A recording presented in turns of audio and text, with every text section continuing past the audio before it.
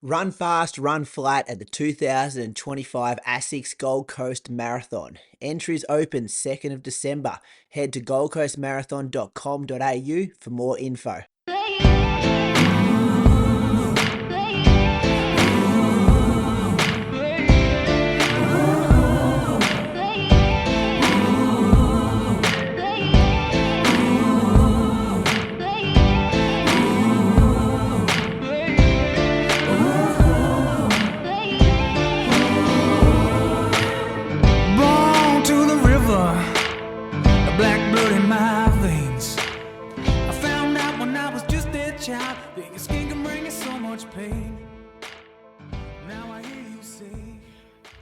Welcome to episode number 372 of the Inside Running Podcast. A massive thanks for being with us for another week. Got a big show coming at you this week. Going to be talking about all the things that happened at the on-track night Zatopek 10K on Saturday night.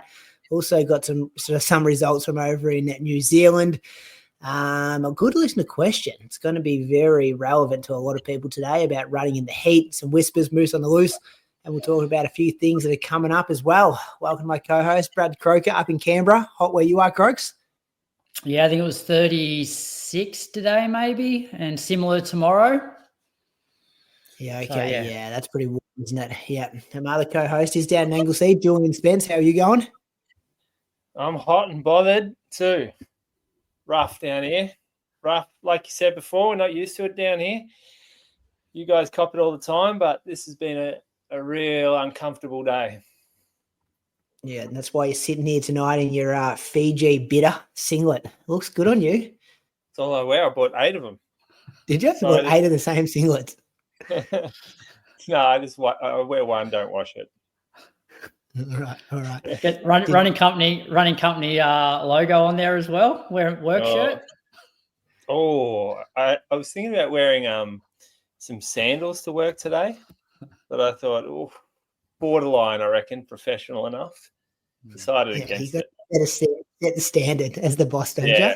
That's what I was thinking. If I start wearing sandals, who knows what bloody Toby will rock up in. Yeah. Imagine the access to the apparel this guy does have, though, Croaks, and he rolls a Fiji bitter singlet that probably cost him $1.50 off some guy on the beach in Fiji. It's hot. This is the best hot, and it's a low cut. It's perfect for what I need. Normally it's no shirt, so you're lucky I put a shirt on for you fellas. Don't you have aircon in your house? Doesn't do anything. House is too big. Too big. Too much to cool. I don't know. It's all fucking ancient aircons. Like, it's been going all day and it didn't change the temperature one bit. Hey, Brady, I'm concerned. You haven't been on Strava for almost a week. Oh, Croaks, COVID got me finally, the coronavirus, COVID-19, boys. I swear I've probably had it over the last 4 years, but I officially tested positive for COVID on Tuesday. I was feeling pretty good when we recorded last Monday night, and then, hit me for 6 Tuesday morning, and I just went out for a workout because that's what I do on a Tuesday morning, and, I was in a bit of a hole after I finished that workout. So, I haven't ran since it's Monday, and last Tuesday, but I tested negative for the first time today, so I'm feeling good. But I feel like I've probably had it, but I don't know if it was a different strain. I knew it was something different than just a cold when I got it last week. Like, I was in big trouble for not big trouble, that's an exaggeration, but I was pretty hit by it for a good 48 hours. Been living in the back house down here, boys. Isolated myself for 6 days so my family wouldn't get sick. Read a couple of books, watched a couple of Netflix movies. It's been actually quite relaxing. Don't go tell my wife that. She's been working pretty hard in the main house with the 2 kids. But, felt like a uni student again. Cook my own meals. A few days off work? Yeah, because I work for the Department of Education, when you test positive, you have to have 5 days off straight up. So, I missed a couple of days of work as well, which I actually didn't want to miss work because it's so close to the end of the year. That's when you do all the fun stuff. So, I'll be back in there this week, though, to round off the school year. So do you have to, send your test results in to the department? No, it's all just it's all just recommendations now. So, because there was a day when any teacher can just be like, oh, I wouldn't mind a few days off. Like, hey, I tested positive, and it's straight 5 days. They can go on a holiday if they want. Yeah, well, that's the recommendation from the Department of Education, but I'm not sure how different schools enforce that. But my school was pretty much said, like, you need to test negative before you come back. So, yeah, and I don't work every day of the week. So my part-time role, it meant that the days I wasn't going to be there was, days I was, testing to be all good to come back at the back end of this week. So, yeah, but I guess that's the honesty system, isn't it, Moose? And it's like that with any industry. Like if someone rings up at your work and says, hey, I've got gastro, you don't make Toby prove it, do you? No, no one calls up sick at my work, mate. The culture means like we get through it. We grind. If they're sick, they don't come in. That's good. But I trust them wholeheartedly. Do I trust teachers of Victoria or New South Wales? What are you, Victoria or? I am a teacher in Victoria, but I live in New South Wales, yes. Yeah, but you're a teacher in Victoria. Yeah. I don't trust that at all, especially when it's like just the government paying that out. Someone wants a little 5-day little break. You beauty, easy done. Oh, we're about to get 6 weeks of holidays, though. You don't want to make it. You How want to bad get is in there, it? see the kids. Teachers are hard workers. That was my second and third ever day off that I've had in teaching since So what were your symptoms? 2009. So I'll just talk about it running wise. So like Monday, I'm just like, got to pull my finger out. I'm going to get back this week. I'm going to run 160 Ks, get back on the horse, and did a double. I reckon I did like 7K in the morning, then 13 or 14K in the afternoon. And then Tuesday when I woke up, I was super tired, but I just felt like that was off the back of the boys trip that I went on to the Gold Coast. And then maybe a bit of a later night on the Monday night. So I just put that down to lack of sleep. But then I started my warm-up on the Tuesday morning and I was like limping. I was like aching in like really weird spots, like the back of my neck and like my shoulders and like through like my hips and stuff. And I'm like, it's Tuesday. I haven't done a workout since last Thursday. I should not have like DOMs. And it took me a good like K to actually loosen up so I could run quicker than like 5 minutes per K. Which that probably should have been a warning sign. And then I was going to do 8 by 1K. And after the warm up, I thought, I'll just do 6 by 1K and I'll kind of do them in, 306 to 310. I kind of thought I'd be able to hit. Start the first K. I'm like 2 minutes in. I'm like, I'm fine. I don't know what was wrong. I looked down at my watch. I'm averaging 319 pace for a K rep. And like my perceived effort is like super high. And just like feverish that I'd be like super hot and sweaty. And then I'd have my 1 minute walk recovery. And then I would just be like shivering like on the side of the road. And I'm like, yeah, something's going on here. Still banged out the workout. Had to get it finished. We finished the workout. I love it. That's what I was waiting for. Last 5 reps I got down to, I think the first one was like 317 or something. But then I got them down to about 310 for the other 5. And then same thing. It was just like took off my singlet to do the cool down. But by the time I changed into my into my jogging shoes, I was like shivering again and putting my singlet back on. So just like fever and then just super fatigued throughout the day. Still had to do a bit of stuff during the day as well. And at this stage, I didn't know I had COVID. I didn't test until like Tuesday afternoon. So I'd already like been to school, been to Hudson School, been to Olivia's daycare 3 times that morning because she had to do like different transition things and been to Olivia's kinder once. So probably infected half of the Chukamalama. But yeah, and then just early night and then just that brain fog. Like I just felt like across the front of my head it was just like achy and stuff the next couple of days. And you'd feel like you're going pretty good. But then, yeah, just you'd hit a wall an hour later and have to lay down again. And you missed out on a big payday down at Zatopek on Saturday night as well. I wouldn't. You have no idea what I was going to get paid, Craig. So I don't know about labeling it a big payday, but yeah, I did miss the opportunity to be on the ground down there at Zatopek to do the finishing line interviews. But I did. Well, we can talk about it a bit later on. I don't know if I enjoyed the coverage, but I enjoyed being able to sit back and just being a consumer of it without having to work the event kind of thing. So, and Bally, who was organising it, he was very understanding. I kind of messaged him straight away when I found out I had COVID. I'm like, hopefully I'm negative by the time, Saturday rolls around and I can do it. But I just told him have someone on the backup ready to go. But yeah, I don't know how I would have fitted in with that live stream team. I don't know if I would have been doing interviews for much longer than what they were doing, Croaks. Would have been asking deeper questions. And how would you go on with like the sprinters After the 60-meter races. Like, what about the kids? Both the kids who won the under-20 races, I had no idea who they were. I would have been yeah, it would have been a hard gig to do. I would have much preferred to be in the box doing special comments for the 10Kers. So, yeah, enjoyed watching it from home and looking forward to talking to it all about it with you two boys. Mm-hmm. Yeah, got a guest coming in tonight as well, fellas. Linden Hall's going to join us in about 30 minutes. But let's actually hear from someone who did do some running moves, because, man, you haven't got much to contribute. But Croaks has put some hay in the barn this week. Bradley Croker, take us through. Yeah, keeping the show alive, aren't I? Have a look at the smirk on him. He's happy with himself. He knows it too. Well, I reckon he's real happy with himself. I reckon it was probably 2018 that I had a better week than both you guys from a running point perspective. Yeah, so bullshit. it was pretty good for me. It was definitely the best week I've had since Melbourne. Like, had a couple in niggles, which I think I'm sort of over now. So let me just bring it up. Because what is this? 8 to 9 weeks after 2 months? Oh, I'm not sure. I haven't kept count of that sort of stuff. But anyway, I kicked off. Kicked off Monday morning. So 45 minutes. It's pretty standard for me at the moment. 4:27s out at Mulligan's. Tuesday morning, got out for a run before the track session in the afternoon. So I actually enjoyed this morning run. So I ran at Mulligan's, but I sort of did sort of a reverse loop. And it's amazing how when you run the same place every single day and run the same direction and then reverse it, for me, it felt like a completely new run, just because I very rarely go that way. So did 35 minutes, 4:23s, felt pretty good.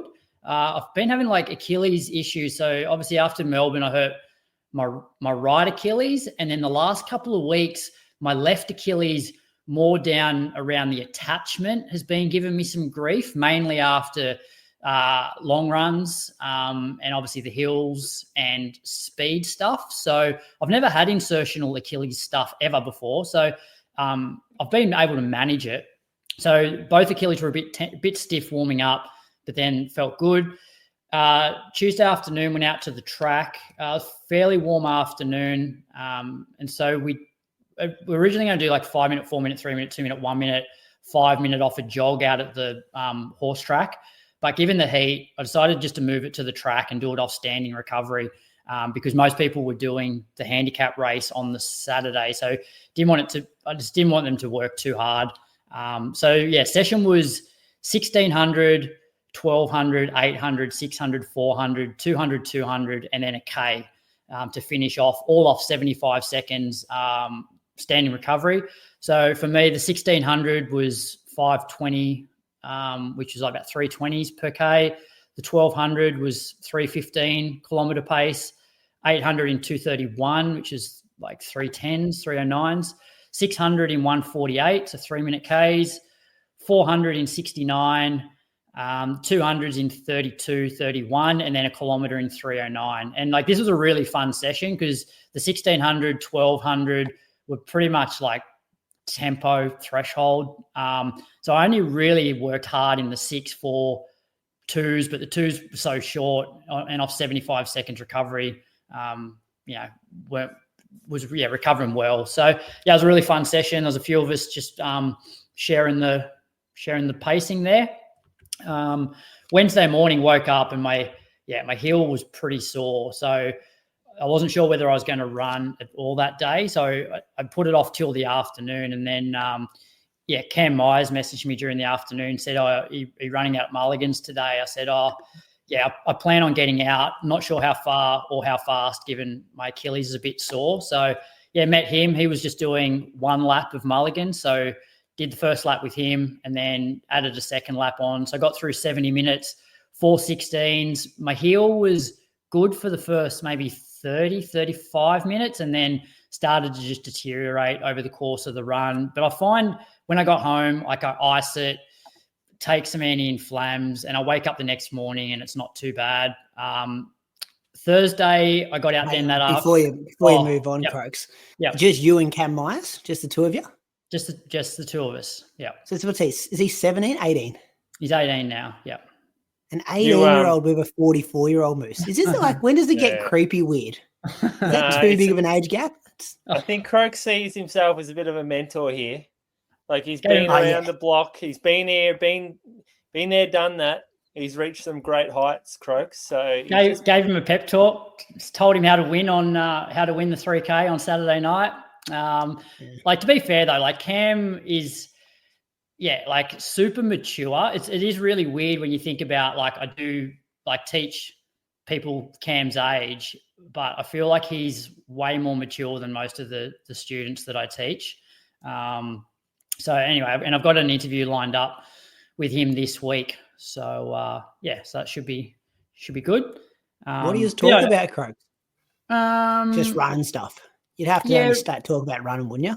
No, like school stuff as well. So like asked him about obviously when he was heading down for Zatopek, and when he was coming back, he said, I'm going to come back Sunday because he had his school graduation like today.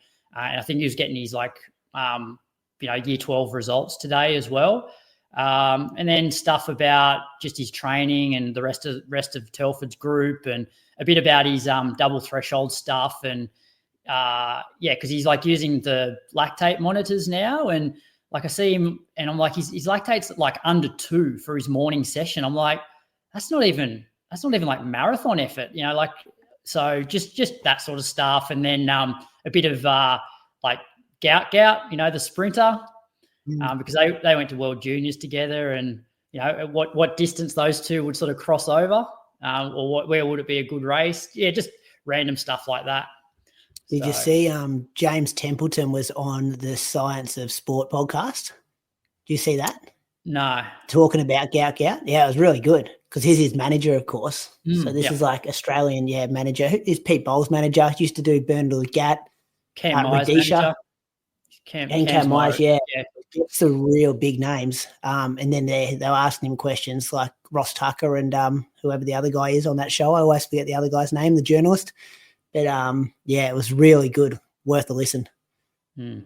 What were they asking him? Like questions about Peter Bowl? Because I know they come out pretty hard about that. They stayed away from Peter Bowl questions, which I was wondering if that was off limits. But now it was about what his role was as a manager, and about they pretty much had the science to say, hey, there's a huge chance that Gout doesn't make it as a senior. Like looking at these statistics, they had all these stats about if you're in the top 100 as a junior, there's a real big chance you won't be in the top 100 as a senior athlete.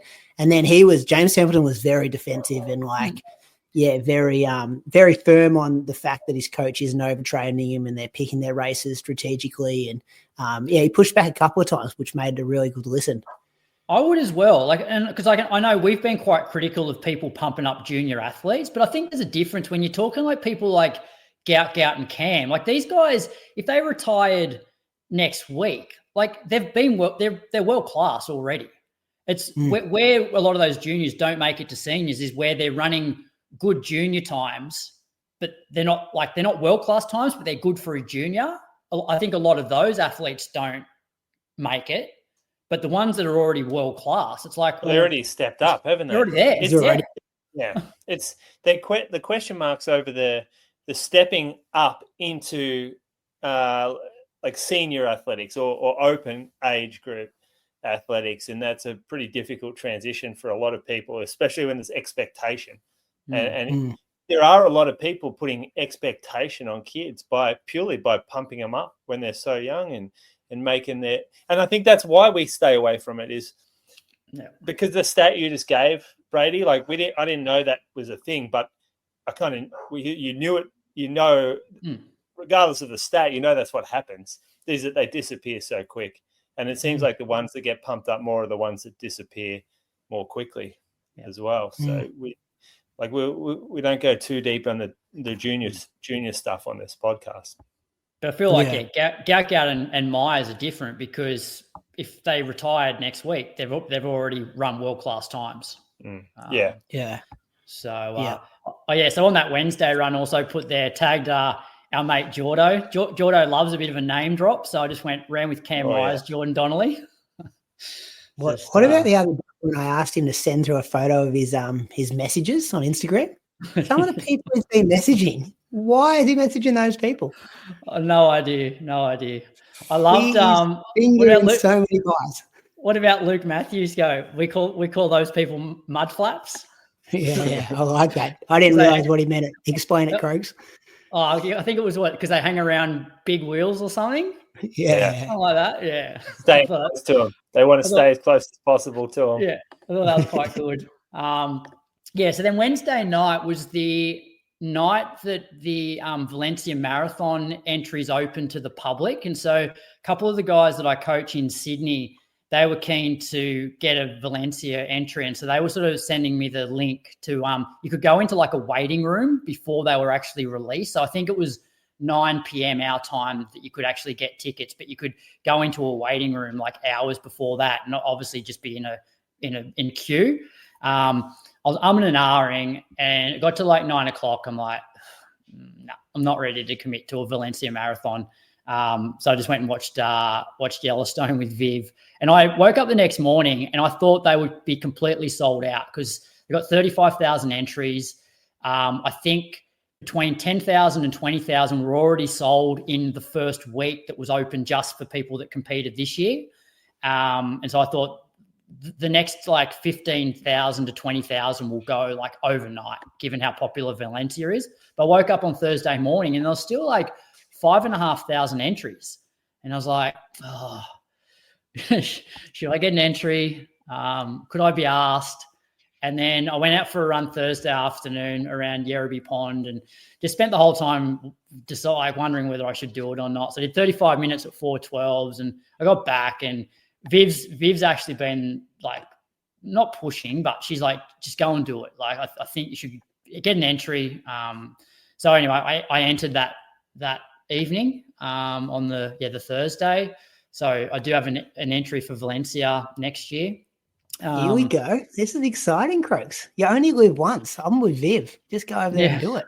Yeah, so I've got an entry anyway. So, which sort of, it's funny entering and given it so far away, like it has helped my motivation over the last like few days, more so like maybe giving me a bit more structure into like not doing a heap of stupid shit and like maybe following a bit of a process where it's like, okay, let's do some track stuff over summer and try and actually get back to running well over 5 and 10K before then adding the layers to the marathon. So yeah, it's definitely helped with the motivation a little bit. Woke up Friday morning, jumped on the treadmill again for a session. I was going to go out and do a Mulligan's tempo, but just given my heel, I just thought I'd be safer to stay on the flat. And actually I was chatting to Tommy DeCano because he messaged me saying, oh, did you get your Valencia entry? And I sort of said no. And then I sort of mentioned to him about my heel. And he sort of said, look, get back into that Ghost Max 2. And he said, I'll send you some heel lifts. So he sent me some heel lifts. They arrived Friday afternoon. But yeah, Friday morning, jumped on the treadmill, did 5 by 6 minutes with a minute recovery. They were all at 17.5K an hour, so like 326s. And then still feeling okay. So rather than do a 6, I thought, I'll do one 3-minute rep at 18.5K an hour, which is 315s, just to see how it feels mechanically, but also see what my heart rate does. And my heart rate sort of went from, it was like 164, 165 max during the 6-minute reps. And I think I maxed out at like 167, maybe 168 for the 3-minute rep. So not too bad. So that was then Friday morning. Friday afternoon, got out for a second run in Mulligan's, 8K, 417s. And then Saturday morning was the third Mulligan's Flat Track Club handicap. So first runner kicked off at 7:30. So everyone was done by 8 o'clock. So that was good fun. I think we had 15 people running and a few people out there sort of helping with timekeeping and taking some videos and photos and stuff like that. And then, had everybody come back for some breakfast and a swim afterwards. So I didn't get out then until that afternoon. And I put the heel lifts in and it made like a massive difference. Like I didn't feel my heel or Achilles once and felt actually really good. So I ran just under 14K at 407s. It was fairly warm that afternoon, but it was a dry heat. So it didn't knock me around too much. And then ran with Rob, Zach, Jack, and Aaron on Sunday morning for an hour 45 at 4:14s, but we kept this one like really flat, like 150, 160 meters of elevation, maybe over like 24K. So yeah, average 4:14s there. And that was a week of 124K. Good week, ticking all the boxes. Yeah. Probably just got to add in a medium long run, don't you? And then that's a perfect week. Yeah, I think over summer though, I think that's sort of I did 16K on the Wednesday, or just over 16K. So 16 to 18K is probably as far as I'm going to go over summer. That was two double runs, a solid session on the Tuesday and a controlled session on the Friday. So definitely feel like I've sort of turned the corner a little bit the last week or two, other than the heel. But I think that the heel lifts will make a pretty big difference. And entered the fastest marathon in the world, Moose. Yeah, well, I'm just trying to work out who he's going to pace there.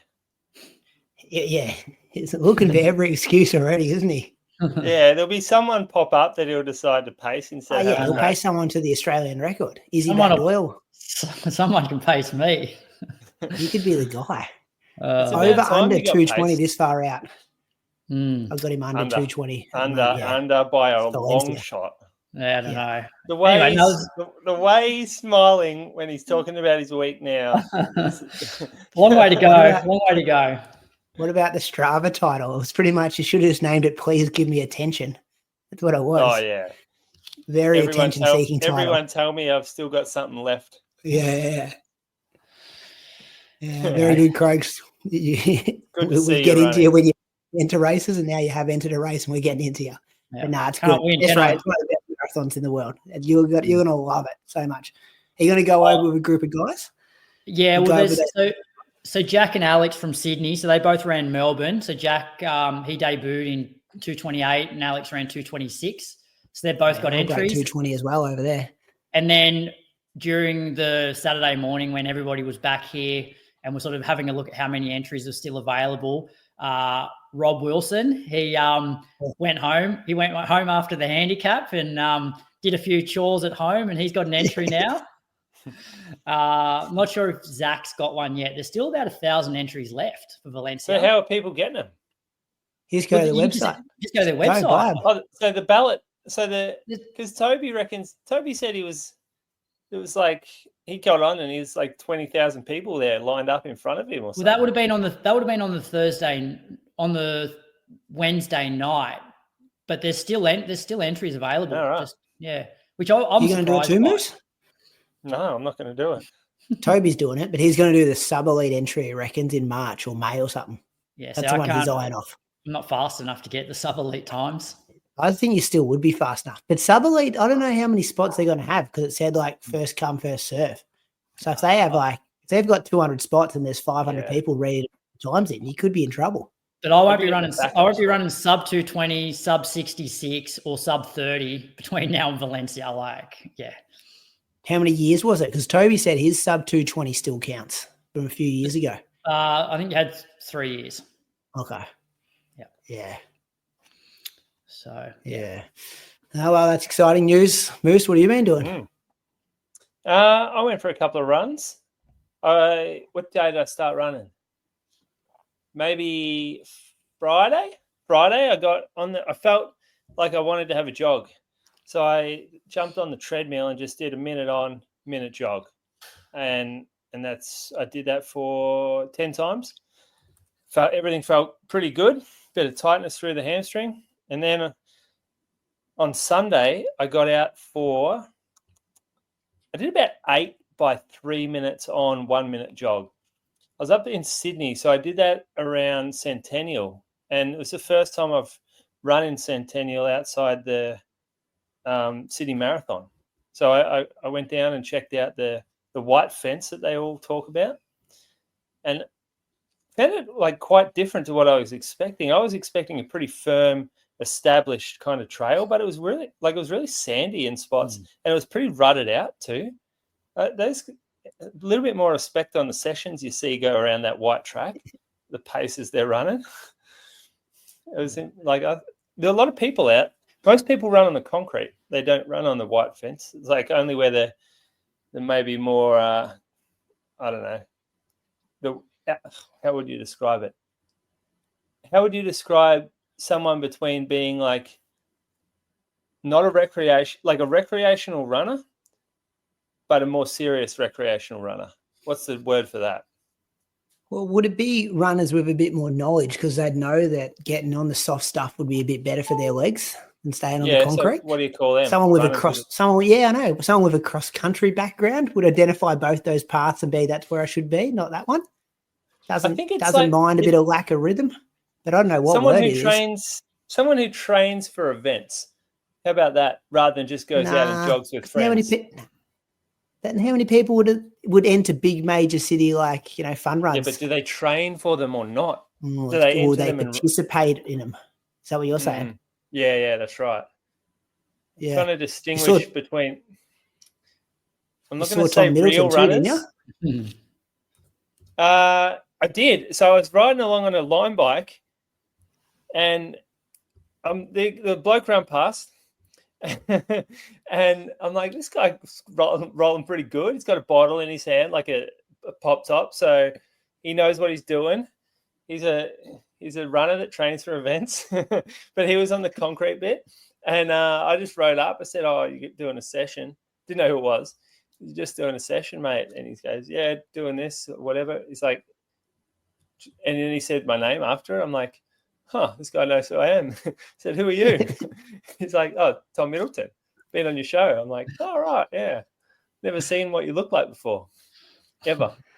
There you go, eh? Small world. What were you doing in Sydney? Small. Why is it so mysterious about this Sydney trip? I had people messaging me going, "You know why I moved in Sydney?" I'm like, "No, I got no idea."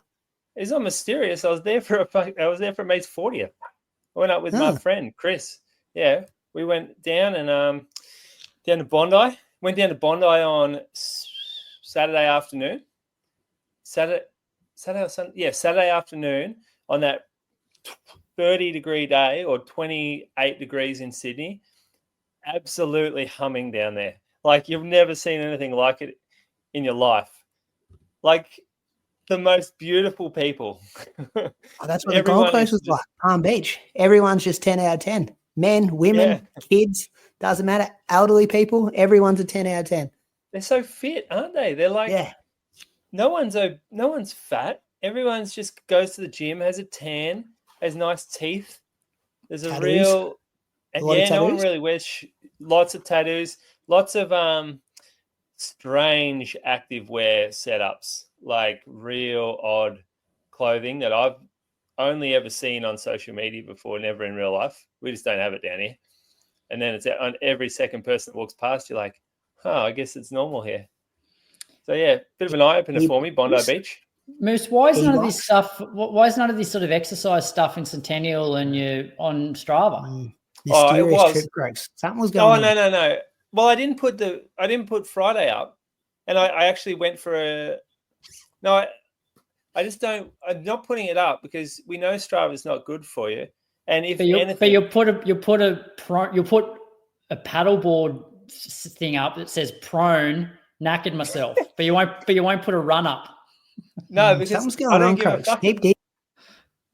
No. This is me coming back off Strava because I don't want to put any type of bullshit pressure on myself coming back. And we can sit here and say, "Oh, we don't care what people think, whatever." We don't. Strava has an effect on you whether you like it or not. We know it does. Subconsciously, you're doing shit. Brady's smacking that 6 reps out. If he didn't have Strava, he's listening to his body and he's going, "You know what? I'm sick as a dog right now. I'm not doing 2 reps. Like I've got to stop now. Like this is killing me." But Strava tells him he has to do it. But you're the wise moose, and so you running to your current level of fitness. That's what you should be doing. Putting that on Strava. And then being an inspiration to all those other people out there that are struggling and going, this guy's on the comeback. An inspiration, you reckon? Yeah. No, I don't want it. I just want to go out and run. I don't really want that. I don't want that right now. I'm just running. So why do you put your paddle boards up there then? Because I like to see where I go. I mean, I guess I could. So I actually go in and actively make my runs private. But the paddleboard stuff, I don't care who sees that or whatever. I'm not. don't look too far into this. This is just me not wanting to have to share everything. No, like we don't. I'm sharing it with you now. I'm not hiding anything. I just don't want to have to share everything like all the time, and then I'd rather just do it myself and not feel like I have to run every second day or stick to a program or whatever. Very good. Very good. You want me on Strava, Croaks? You want me there? Oh yeah.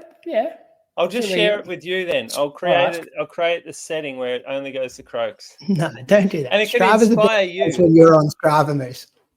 Hey? Strava is a better place when you're on it. Oh, I am on it. Watch out for my paddle boards. Good week from you. Boys, I think we've got a guest here. I'm going to see if I can get her sorted in a second. She's just, I think, getting her headphones ready. But let me see what I can do at this end. Linden Hall, have I got you there? Can you hear us all good? I sure can. Can you hear me? Oh, hey, Lynn. Yeah, I can. Thank you for giving up some time for the Inside Run podcast. Well done on the congratulations on the win in the 3K on our Saturday night. And we did do a bit of work on your introduction for this show, and we weren't sure if you still had any Australian records, but it turns out you still have the all-comers record for the fastest 1,500 metres ever by a woman on Australian soil. So congratulations. And the 1K. No, Abby got that off me. No, Australian all-comers. All-comers. That's all you care about in the show from now on, all-comers. Yeah. I'll take it. I reckon it's rough from you, Brady. We could have introduced her as the Olympian and all this, but I don't know. The team captain, team athletics captain as well from the Paris Olympics, weren't you? Yeah, the last couple of teams, actually. Yeah, there we go. Yeah. The skipper. I think everyone knows those facts, though, Moose. You want to go something niche. When were you last on, Linden? Do you remember? Oh. It's been a while. I reckon it was like 2021-ish. Yeah, was it before Tokyo? Remember we did that live show and all different people popped in? I reckon it was around then. That could be it. That was right. I remember that episode. That was great. Like everyone come on and we did a short little interview with them, see how they're going. Yeah, Linden was in a car park somewhere, I reckon, talking to us from a supermarket car park or something like that. I got a good memory. I do remember sitting in my car doing that. Yeah, that's it. This race Saturday night, though, you must have been stoked with it. Yeah, I mean, you never really know what you're going to get in December, and I don't think anyone does, which is kind of makes it fun. And I think Abby and I both had pretty similar goals of just sort of trying to see where we're at and try and run something a bit quick rather than mess around for 6 laps and have a sprint. So that was kind of nice. And it was sort of probably like as the race progressed, sort of felt a bit more surprised. Like I wasn't really sure how I was going to feel. And I was like, oh, actually, this is feeling pretty good. So would this be the fittest you've been at this time of the year? Oh, let's go with it. I probably haven't raced in December much for a couple of years. I had a few years where I had a really bad track record of getting hurt in November, which definitely meant no racing in December. So big points for just being fit and healthy and ready to, line up for a race in December, to be honest. Did you and Abby have a plan to share the lead at all? Like the commentators made comment that maybe you guys had thought to do that and make sure the pace was kept cracking? Yeah, we didn't. We had a pacer until a few days out, so then we sort of decided that, so Abby took the first K, I took the second K, and then sort of third K sort of game on was sort of the loose plan. And obviously the Olympics didn't go to plan, getting injured. Like you might want to talk us through like when you actually got injured during the Olympics, but then obviously you've got yourself in great shape now. How did the period between the Olympics and now look for you? It's gone really quick, to be honest. So I tore the calf the opening ceremony morning, which was about 10 days before the first round of the 1,500, which, pretty tight turnaround on the rehab front, but we gave it a pretty hot crack. And then I was pretty stubborn and decided to stick and try and run my couple of races I had lined up post games, just, I don't know, probably out of frustration more than anything, because I'd run a PB a couple of weeks before. So knew the form was there and kind of wanted a chance to use it a little bit. And they were okay. I was happy. I went sub 4 twice, so probably came home a bit happier than I would have if I'd come home straight off the Olympics, which did mean I was probably a little more enthusiastic to get back into things, and probably felt like there was still a bit of life there. So yeah, we just had the usual break, and then sort of got stuck into things. And yeah, I decided to run Zatopek just because February, which was sort of probably the next races we were looking at, just seemed so far away in October, and I just wanted a bit of a stepping stone to work towards before Christmas. And it's nice to kind of get a little check-in and see where you're at and a little bit of feedback, and it's more fun to do it in a race than something at training, that's for sure.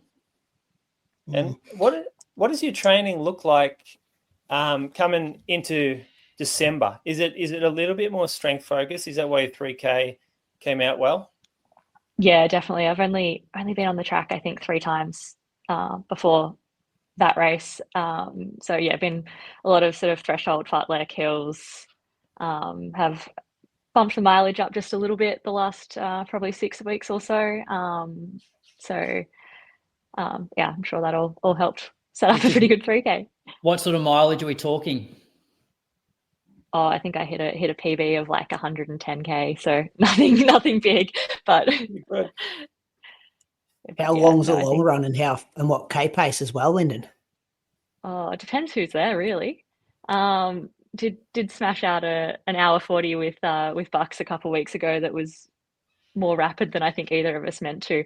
But yeah, no, good fun. Usually get into some chat and kind of just flies by. We're going to need numbers. Are we talking like 410s, 355s? Like, where are we at? Oh, probably low 4s, something like that. I'm not sure. Good.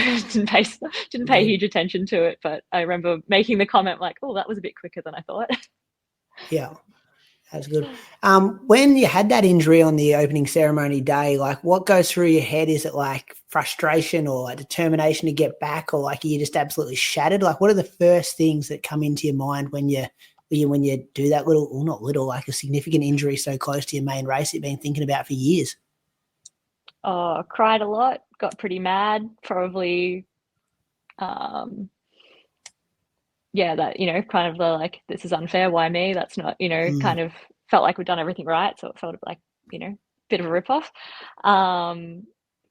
Yeah, and then kind of went into sort of information gathering mode a little bit, and, sat my coach and physio down, made a plan, and sort of asked 1,000 questions of, why are we doing this, not that? Why are we, all of those things. So at least I felt like we'd thought of everything in the 24 hours that we had. I love a plan, so at least that made me feel like I had a bit more control over where we were going and why we were doing what we were doing. And yeah, they're probably sat around feeling like relatively sorry for myself probably at camp for a couple of days, and was trying to stay off my feet as much as possible. So hanging out with an ice pack in our room a fair bit. I had a graveyard of ice bags just outside on our little like balcony, of just accumulating them, adding them on every day. And yeah, I feel like a bit of a turning point when I kind of was like, all right, let's just give this a crack, was the first day of competition. I was watching the start of the Olympics, and Grace Brown, who I've known, she used to be a runner and we're about the same age. So we'd been on cross country teams back in the day together, and watching her win the cycling road race, I was like, all right, damn, this is the Olympics. Like, we've got to try and we've got to lift here. And that was kind of like, I don't know, probably the first thing that had made me sort of smile for a few days, and was definitely like a really big boost. Definitely gave me a bit of a kick to get going, and probably feel a little bit less sorry for myself, and maybe a little bit more like, I don't know, feeling like there was a bit more of a chance. Do you do any workouts before before your event, or did you feel it before you raced? So I did 4 200s in like 32 seconds in trainers or something a couple of days before, and then I did my normal like race day before strides, because I was just like, I need to do my normal routine to make it feel like race day, I guess. So I did put my spikes on for like 3 120s the day before the race. And yeah, probably day one racing, it was sore. Coming back the next day, I thought it was going to go. Like, doing strides in the warm-up, I was yeah, pretty worried, but it held together. So I pissed it off, but I didn't break it again. So that was at least a small win. With the maybe take out the injury side of things, have you been a fan of the repechage and that new system now compared to what it used to be with the qualifiers? Well, given how things landed, if we'd been on the old system, I would have gone straight through off my heat run, which definitely would have maybe, a day off might have been pretty nice for the little sore calfie. Yeah, I didn't love it, I think. But I don't know, maybe it could be done a bit different. I think some of the turnarounds were just so tight. Like the women's 8 had like 10 hours between, heat to repechage, which was pretty savage. Yeah, I don't know. I think some people went home like double disappointed. They got 2 goes and neither went well. But I guess some people, was another chance to get out there. So I'm not sure. Probably depends on your experience. Yeah. And Linden, what's your take on women's 1500 meter running? Like since we last had you on, it wasn't that long ago that, if you were running 358, like you were really, really competitive on a world level. Whereas now it's like you need to be running 350 to 353. Like has that shocked you over the last couple of years? Yeah, it's pretty wild. It's even just in Australia, it's like, it was only, pre-Tokyo that none of us had broken 4 minutes. And now that's like, 30th on the all-time list or something stupid between all of us, which is cool, but yeah, wild. I think, you almost feel like you're just like trying to like stay afloat a little bit amongst it. You're like, no, still here. Because this feels like there's someone new every week. And what do you put it down to? That like, why are the women running so fast now? I don't know. I think like if I look at it from sort of, I guess, my sort of Australian experience, I think there's a little bit of just like, you can do it, so I can mentality. Like when Jess ran 357 in Florence, like that seemed like, a huge time. And I was like, oh, but like if Jess can, like, surely. And then, I ended up running a similar time by the end of that season. So I think there's certainly an element of, 4 minutes seemed like such a scary barrier for so long. And I don't know, maybe we're a bit obsessed with it. And it was a bit of a, made it a bit more daunting, I guess. But I think, the more people do it, and it sort of just seems more achievable, I think. What was the atmosphere like on Saturday night, Linden? We were just watching on the stream, but tell us about what it was like on the track. Yeah, I felt like there was always something happening like the whole way around, which was probably pretty nice for me, running a few extra laps. Just sort of, a few different things to concentrate on. I think you got a good whiff of the barbecue every lap. That was on the infield at one point. Got some pretty good feedback. Some people that were like literally on the track, they're like, "You've got a 2 meter lead." I'm like, "Oh, thanks for that." So yeah, it was pretty fun. It felt like there was probably 10 times more people there than there actually was, just because everyone was so in your face. And I guess we spend so much time running overseas that it is always really nice to run in Melbourne, to have, your friends and family and stuff actually get to come along and sort of be a part of it, which is really nice. Yeah. Like Linden, with these ladies that are now sort of top of the world, you guys are all in Diamond Leagues and everything. 3 of you based in Melbourne. Do you how do you sort of, what's the right word? Like none of you train together, do you? Like, do you put that down to competitiveness or just being around your own people? Yeah, I don't know. It's probably just sort of how things have landed. Abby and I ran together this morning, and we're usually in the gym together. So we talk about trying to sync sessions up more than we do. But our coaches are good friends, so they often chat to see if there's, an opportunity for us to maybe, do some sessions together, which we haven't for a little while, but hopefully as we get into track season, probably more likely that we'll sync up, I'm hoping. So yeah, I think like we're all good friends. I don't think there's any, bad blood or anything like that. We're all usually out at Yarra Flats for a Sunday long run, often in the same group. So I think just sort of everyone on their own schedule a little bit. Any more questions, boys, before we let her go? I've got one just in regards to, I guess, future plans. Like, you've been around like the international scene for a really long time. I'm not calling you old, but like the life cycle of a distance runner is, you tend to move up in distance, but you've always sort of stuck and really focused on that sort of 1500, 800. Do you plan to like move up to the 5K and like have a real crack at that distance at some point? I'm pretty stubborn, and I feel like I've made it to 33 as a 1500 runner. Like, surely I'll just die here. But in saying that, my 5K PB is like pre-carbon plated spikes, so I should probably run at least one more in some faster shoes just to get something on the board. But yeah, not something I've got a huge appetite for, that's for sure. Definitely planning to stick a 1500 runner as long as I possibly can. Yeah. Is that largely because it's like you don't feel like you're like suited to the event? You don't particularly like the training? Like, what's the reason for not wanting to move up?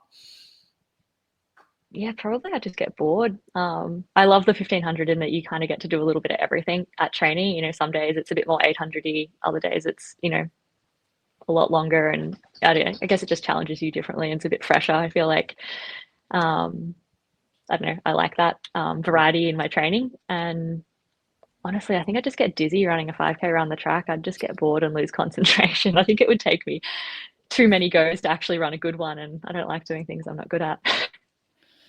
Well, you ran well over 3K on the weekend. It's only another 5 laps. Only extra 5. Just switch off the mind until you hear the bell sound and then go. It's slow, we've always said the 3K is fair game, but Ned's not allowed to put a 5K on the program unless it's my idea. So we'll leave it in the back pocket for now. Need someone to throw big cash prize money into a 5K, boys. Big track 5K race. If anyone's out there organising one listening, I reckon enough cash would get Linden Hall there. Price per lap, maybe. Yeah. Any more questions, boys, before I let it go? I suppose the rest of the season, are you staying domestic, or do you plan on heading overseas for any indoor stuff? Maybe. haven't ruled it out yet, but I guess last weekend was probably a bit of a like test to see where we're at, and we'll probably, I guess, sort of decide what direction we want to go from there. World Indoors is in the maybe pile. Being in China, it's a little bit easier travel wise. But yeah, definitely we'll try and be around, run at Melbourne and Sydney and things like that. Make the most of getting to run at home and things like that. So as you said, been around a while, you don't know how many more times you get to run, in front of your home crowd and your friends and family. Yeah. Awesome. There we go. Someone to watch on the stream throughout the summer. Thanks, Linden, for your time tonight. And having a chat to us on the Inside Running podcast again. Easy as. See you, Linden. Thank you. See you, Linden. Bye. All right, Croaks, you want to thank some Patreon supporters? You want to go first? Yeah. So I got Tom Moyes from Auckland. So his best 5K came during this year's Round the Bay 8K race. So he split 5K in 16:01 during that 8K race. Has done a 10K time trial in 33:16. Ran 69:38 of the 2016 Gold Coast half, and has a marathon PB of 2:35. He's a dad, and he possibly has his own building company. So yeah, thanks for your support, Tom. Good times, aren't they, for a dad and a builder? Own building company. He'd be a busy man on the tools, standing up all day, or maybe he's in the office. Yeah, I'm not sure. Big time builder. Could be the big time builder. Maybe he's not on the tools. telling the boys to get on the tools. Just thanks for your support, Tom. Quoting big quotes. Who are you thanking, Moose? Got a picture in here today as well. Is this from you? Threw a picture in. So this is a picture of Renee Lane. She's a member of the Surf Coast Track Club. She's head of a specialist sporting program at Western Heights College, which is like, I think, they just had one of the top sort of AFL dude just left their football program, but she heads that up, which is pretty cool. She used to work at this thing called, I think it was called Body Lab, or phys lab or something where she used to teach kids about exercise physiology. And she actually was the one who sort of taught me about lactate monitors and how to use those and how to take readings, that kind of thing. Excuse that dog. She's run 2:59 or 2:57 at the marathon, New York Marathon, which is awesome. Competed in Hawaii Ironman. Her real talent was netball, though. She was part of the South Barwon dynasty where they won 8. I think they won 8 premierships in 10 years or 12 years or something. So, yeah, she's a gun. She's also Bree's running partner most weekends. In this photo, you and her in Japan? Yeah, Senshu International. We both came the third. That prize was those trophies were for the third international finisher. So the first international finisher, and we were both third in the race. What did you run, Moose? 2:28. That marathon was the first time that I ran a marathon and finished strong. That's where I feel like I learnt the marathon the most, because I ran without looking at splits or anything. I just ran slow at the start, and then halfway through, I'm like, geez, I feel good. Then just started to catch group after group after group. Then I caught third place, and I'm like, fuck, I was probably in 100th place at halfway, and then just rolled through the field. Loved it too. Loved every second of it. Is that the photo that there's a profile picture that you had? I don't know if it was Strava where you're running and you're doing like your arms are up sort of thing, or you had gloves on. Yeah, you had gloves on. Yeah, I high-fived the animated cartoon character dressed up, Azumi, the sheep. It was like the icon of the city. So I think you remember that name. Azumi. Yeah, I love Azumi. I give a big high five as I went past. Happy as Larry. That was about 28K mark, I reckon. Yeah, good. I'm going to thank Neil Beaton from Stall in Victoria. According to Strava, he has run 5K in 17:33 and 10K in 35:30, both done on a track. Was the track in Stall, Croaks? They got a synthetic track there? Yeah, I think it was a synthetic track. Okay. Stall?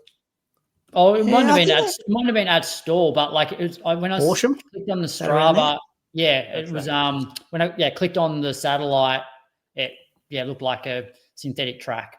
Okay. Had the marathon PB of 2:55 from this year's Melbourne Marathon, boys. So he was on the road with you two fellas, possibly a jumbo operator at the Stall gold mine. Oh, there we go. That's a jumbo. Big. Jumbo operators usually work in the mining industry, operating heavy excavators. They use drilling rigs for underground mining and to help install support structures. There you go. Ooh, dangerous work, that. Yeah. Dangerous work. Yeah. Big money job too, isn't it? Pulling gold out of the ground. It's because it's dangerous. Thanks to all our Patreon supporters for your support of the Inside Running podcast. If you like what we do on the show, you can support us at patreon.com/Inside Running podcast. Working on a new series at the moment, boys. Bits happening. There's a few things in the works, so I should have some news on that shortly. And if you like bonus content, there's about 300 bonus episodes on our Patreon page. If you want something to listen to over summer, get the show early on a Monday night instead of the Wednesday. And, the uncut version of the show every week. Running news, boys, with thanks to our official race results partner, Axel Coffee, who are also keeping our mornings fueled with their coffee beans. Don't miss their limited edition holiday blend available online and at Axel Cafes. Zatopek 10K was the first bit of news I'm going to talk about, boys. Going to go the women's race first. This was almost like last year, wasn't it? A bit of cat and mouse, a bit surgy. No one wanted to lead, and then a massive burn up at the end. But this year, the order was a bit different. So what? It got down to maybe a pack of 4, wouldn't it? Yeah. You had Rose Davies, Lauren Ryan, Leanne Pompeani, and Holly Campbell there as well. Yep. Does Holly Campbell just not race other than Zatopek every year, Crooks? I feel like we see her at Zatopek and then just nothing for the next 12 months. Cross-country trials. Yeah, that's about it. Yeah, I don't know. She had some injury issues because remember she qualified for World Cross Bathurst. Yeah. Got injured in the lead up. Georgia Hansen. Yeah, because I did an interview with her like in between the trials and World Cross, and then unfortunately she was up there on crutches. But she also did go over to the US and do a 10K over there this year. She ran 32 low. But that was. I'm making this point because she seems to like arrive at this race and be fit every single year. Like they get it right for December, her coaching group. So she was in that pack as well. And you kind of thought you're like, oh, any one of these girls could win it. Leanne, how many laps did she go to the front? Not enough. Not far enough. Not enough was the answer. And that was the problem. It was like it got down to 4, probably with less than 3K to go, and it just wasn't fast up until that point. So you knew. Yeah. You knew how it was going to play out at that point. Well, yeah, I was watching it and they were talking about, that last K was 3:18 and what K before that was 3:20. And I'm like, this is like Leanne's ran a half marathon in 68 high, wasn't it? 69 flat at Melbourne. Low, yeah. You're like, that's like that. This is slower than a half marathon pace, like so significantly slower. And then, you just looked at her and you're like, oh, it's not going to be long enough to go off the front like this to really cause some pain. About 550 meters, maybe 600 meters to go, Rose Davies just moved up just next to Leanne, which I think was a brilliant strategic move. If you haven't watched it, go back and watch the last 600 meters again, because she doesn't quite go past Leanne, but she just boxes Lauren Ryan in, just keeps her on that rail, and it meant when Lauren went to go with 300 meters to go, she had to kind of almost come out and then go around Rose. And shit, boys, did Rose respond. That motorbike they had on the track was one of the best innovations that they've implemented at the on-track nights, because you could see them so close, see the facial expressions, and they were humming. Rose won, 61-second last lap, but they pretty much jogged the first 100 meters of that last lap. Well, not jogged, but it wasn't kicked down yet. So that last 300 must have been, would it be under 44, 45? Yeah. It was around quick, that ballpark. It was quick. Think about a 61. That's a 4:04 mile pace or 1600 pace. Like, and that's coming at the back end of 25 laps, regardless of how slow it was. Yeah. Serious wheels, and we don't get to see it that often. Like often these girls are off time trialing, trying to make qualifying times, running in the Olympics or the world champs, where they're kind of just trying to hold on to the pack as best they can. You don't get to see them operate their machinery that often, but you do on home turf, and you do in tactical championship racing, and it's why we like watching it. Yeah, it was great. Fun to watch. Yeah, 32-21 for Rose, 32-23 for Lauren. So Rose's kick made her kick look bad, but it was actually a really impressive kick that Lauren did. Like, she probably ran a 63, maybe 62 high, and then Leanne Pompeani 32-32. So, Rose has put 11 seconds into Leanne in 300 meters. Yeah. Just like huge. The great race. Yeah, if you get a chance, go watch the last 600 meters. Rose tactically brilliant. And then Laura was super, super strong as well. And Leanne just didn't have that kick finish to be able to play with those girls like that. But probably learn a few things about when you got to go, I guess, Croaks. You didn't run with her during the week last week. It was just Cam Myers you were giving advice to about tactics.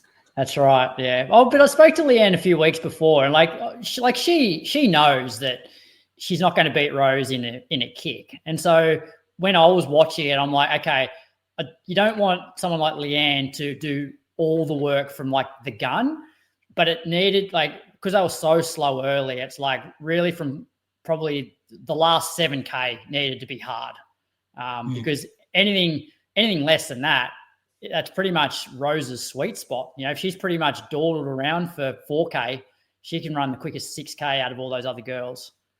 Yeah. But Rose is also close to the fastest in the field anyway. Yeah. I know it's Lauren Ryan, but Lauren Ryan hasn't shown that sort of that form recently. And so it's like, you can say, oh, Leanne just got to go earlier, and she does, but at the same time, you're not getting rid of a 1500 runner. You're getting rid of Rose Davies, who's one of our all-time greats. It's not as easy. Yeah. And Rose potentially in the right race will hold the Aussie 10K record. Yeah.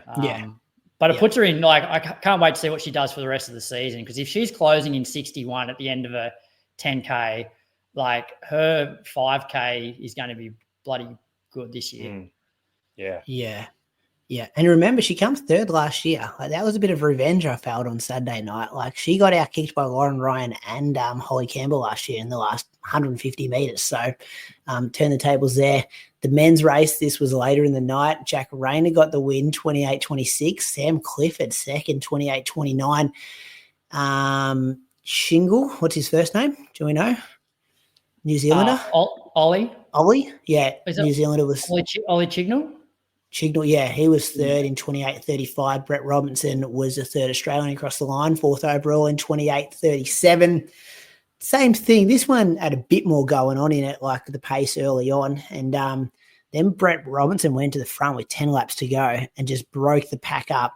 And he went like he got a significant gap. He ran a 62 and a 65 and a 240K in the middle there, and kind of kept a lead until about 5 laps to go when they actually did catch him. Seth was the one who kind of went off the front of the chase pack to pull him in. And then with 2 laps to go, Jack Rayner kind of took over, ran a 159 last 800 and just did enough to break the rest of the field there. I told you last week, boys, that Brett had a bit of hate in his heart, and I felt like that come out when he went to the front with, I don't know how, like 10 laps. It was a strange time to see that hate come out, but he looked fucking good. I was messaging you boys. I'm like, my boy here, he's going to run away with this. Like, I'm not sure how concerned Jack and the other boys got in the pack back there, but it looked like the Brett of old off the front until there was still a few laps to go.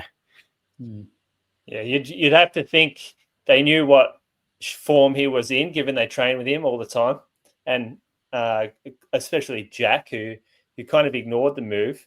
I wonder if it was someone else that he didn't really know what their training was like, whether he would ignore a move like that, whether it was someone coming from New Zealand or the US, whether it was a college athlete back. He's probably not going to ignore that, but I reckon he was pretty dialed into Brett, and perhaps they'd even discussed it beforehand. But like you said, Rose ran tactically well.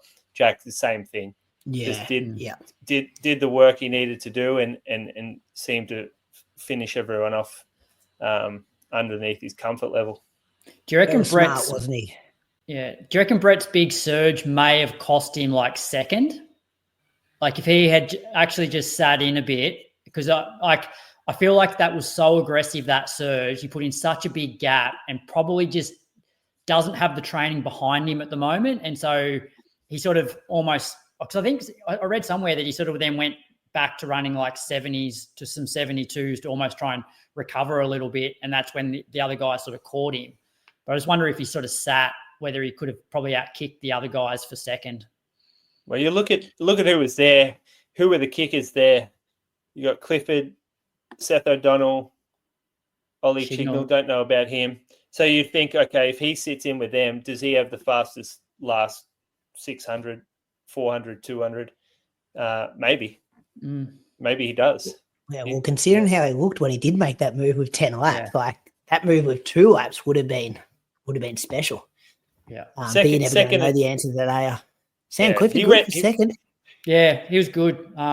Just a bit, I remember messaging you saying early on, like I didn't like his tactics, like he was sort of at the front and then he was like pulling out into like lane 2. And I know Jeff Risley sent a message through our group saying like he was impressed with Sam's run, but was just a little bit impatient and probably just seemed to use a little bit too much energy just working out what was going on rather than just sitting in and conserving. Yeah, a little bit skittish. Yeah. Yeah, but no one was talking about Sam Clifford 6 months ago. He's gone out. About it last week. I know, but yeah, he's still got to learn. He's come from not being on many people's radars to win and Burnie, second at Noosa Bold, and then second at Zatopek in that kind of field. So he's doing a lot of stuff right as well. So he hung tough as well, because there was a period there where I thought he was going to drop off, but he sort of gusted out to hang in there and then finished off better than I thought, because he got himself into second. The 2025 ASICS Gold Coast Marathon is set to be epic this year, Run your new PB on the flat, fast, scenic course set alongside the stunning Gold Coast beaches.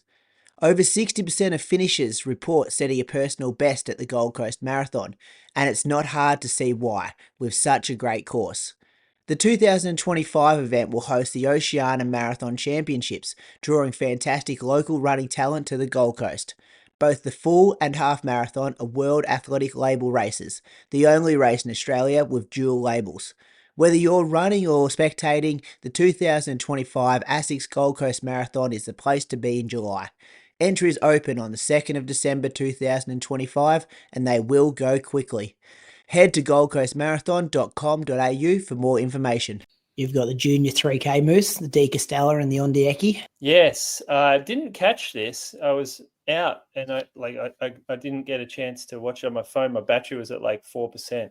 I needed it for an Uber. So I was going to watch it when I got back, but I fell asleep. Jonathan Harris won the men's race. I believe he's from South Australia. Fellas, correct me if I'm wrong there. Correct. Yep. 8:12 he's run to beat Lucas Chiz in 8:13 and John McGuire 8:14 for third. So pretty close race. Do you guys want to run me through that? Because, unfortunately I didn't see it. We'll talk about good tactics. Jonathan Harris had good tactics as well. Didn't really notice him until it was business time, and then he put in this massive surge. Probably 200 metres to go, wasn't it, Croaks? Got in front, tall, strong. He's got a big haircut on him, Moose, and I think he's a musician as well, Nitta was telling me. So, and really wasn't sure if he wanted to even pursue running maybe 6-8 months ago. And then here he is winning the De Castella 3K against all the best juniors in the country. Coached by Adam Diddick, Team Tempo. So, but yeah, talented when you watch this guy move. I have to go back and watch it. Yeah. In the ladies' race, Tessa Ebert, she ran 9:24, beat 9:24.77. This was a good finish. Yeah. Yeah. Beat Imogen Baker 9:24.87, 10th of a second. Aspen Anderson came third in 9:31. So the front two, both SA, Team Tempo. So wow, some real up and comers coming through South Australia. That's very cool. Yeah, and Tessa's last 80, because she was actually gapped. So Imogen got a pretty decent gap on her with, 150, 200 to go. And Tessa just never gave up. It sort of reminded me a little bit of Peyton Craig, just this little bit of I'm going to get this person in front of me before the finish line. And it was pretty much just ran her down and just pipped Imogen on the line. It was really gutsy finish. Yeah, it was really good, wasn't it? You just tell she's got that bit of mongrel in her that's just I'm going to get to that person and I'm going to win this race. It was good to watch in the 3K races, Croaks, and the 800s. Yeah, so Linden Hall, really impressive. 8:43 this time of year. I think it was only 2 seconds off her PB. I think her PB is only 8:41. Looked super strong. Abby Caldwell was second in 8:51, and Amy Robinson 8:56. Considering these other girls are professionals, and Amy has a job, she's a mom. Her improvement over the last 12 months, given I suppose she's moved up in distance. She was making national finals in the 800, but she's definitely moved up to the road races this winter, and to break 9 minutes is bloody elite. And so she's sort of flown under people's radars a little bit. So that was the women's race. Anything you want to add to that, Brady? Oh, I've just got the results. It's just Amy, a lot of people wouldn't know her outside of Victoria. I don't feel like she's had some good XCR races. And I shared a story at the Gold Coast live show, how she won. Did she win the Gold Coast 10K? Maybe she was second or third. She was definitely on the podium somewhere.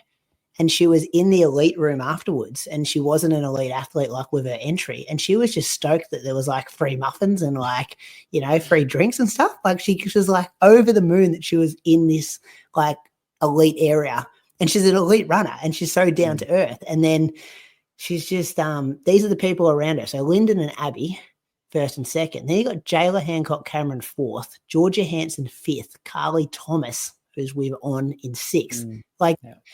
A lot of those, pretty much all of those ladies would have represented Australia. Most of them are full-time athletes.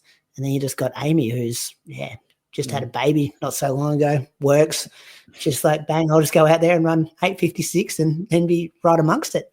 Yeah, it was impressive. Underdog story. This is exactly what I love, these kind of stories. So then get some more info. So in the men's race, Cam Meyer, so they had a pacemaker. And then once the pacemaker pulled out, Cam was pretty much sitting right on the pacemaker. And then once the pacemaker pulled out, he pretty much just took up the running. It almost just seemed like he didn't really care. He was willing to risk getting beaten. He just wanted to see where his fitness was at. But then a few guys went past him towards the back end. Like I think Jack Anstey made a bit of a move around the bell, but Cam was able to respond and just wind it up. And I think he ran like a 54 second last 400 and a 26 something last 2. But it never looks like he really like kicks down. He just makes it look so easy. But he got the win in 7:41.11, which was a new under 20 Australian record. So he broke his own record by 5 seconds. Jude Thomas was second in 7:42.3 and Jack Anstey was third in 7:42.6. But yeah, not a bad way to start the season for Cam. He looks bigger. He looks like a man. Not a boy anymore, don't you think? You ain't giving him anything, Croaks? Ain't giving him any supplements or anything? Mulligans? Nothing? No, doing some chin-ups on a bar in the Mulligans car park or something, you two? You know what I mean by his kick? Like, it doesn't look like he's you know who else does accelerated. That? Jakob Ingebrigtsen. Yeah, that's true. Yeah. He did never messy grind to just all of a sudden you look at the people behind him and they're cooked. Yeah. And then, I guess the other distance event that was on was there was a men's and women's 800. So the men's 800 was won by Daniel Williams, who's a 17-year-old. He ran 147.88. Tess Kersop Cole got the win in the women's 202.42. That's that event. What do you think of the whole meet, Croaks, tuning in from Canberra? I didn't mind it. There's a few technical issues with like audio dropping in and out. I was like, there's a few times when it would go like I couldn't hear anything, and I'm like getting my TV remote, going, is it my TV? Is that mine or yeah? And then all of a sudden you could hear some and then you sometimes hear like a bit of like private conversations in the background and that sort of thing. So it's sometimes like not super professional, but like I thought it was great. Like, to be able to sit down and watch that stuff on a Saturday night at home. Yeah, that would have been me. I was worried when I could hear the radio chatter. I'm like, I would have been slagging someone off thinking my mic was off. And then all of a sudden it's going through on the live stream. That's everyone's worst nightmare. But well, here's a question. Did it go forward or backwards or the same as last year? I think it was just as good. Yeah. Yeah. I thought it was fine. Was a great book. Was it last year that we lost track of the? Yeah, you couldn't see them because of the tent or the stage, whereas you didn't really have that issue this year. Yeah, they fixed it. Because they had the motorbike. They fixed that. Yeah. The motorbike was great. Motorbike was a great incentive. Yeah. Fields maybe a bit like it would be good to see Peyton Craig or Cloudy or Hollingsworth, or I know Bucks had to pull out last minute with a bit of a niggle kind of thing. And I know they actually did the community 5K run earlier in the day. I thought like the 8s were maybe a bit, those fields for the 800s. I don't know if we needed to have 800s. And I just thought the timetabling, I'm like, I swear last year, all that was like, it's like, here's a 3K, here's a 10K, here's another 3K, here's a junior 3K, here's another 10K. Like, I don't know why they put in like a 60-meter race or like they throw to the shot put or the pole vault. I'm like, this is the distance runner's night. I get the 4x400 meter relays, which I've done in past years, but they didn't seem to do those this year. No, they still had 4x4s in there. Did that? Was that early in the program? I think they still had the Vic 4x4 champs. Yeah. Okay. I just felt like it was a bit, there was just some time, like just some dead time, I suppose.